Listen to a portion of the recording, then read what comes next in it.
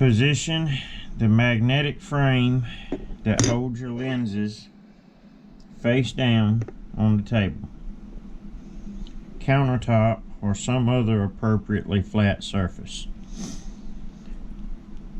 Take your light, place it face down in the frame as such. With the ball of your hand, that would be this part right here, on the back of the light, and push it down. It's that simple.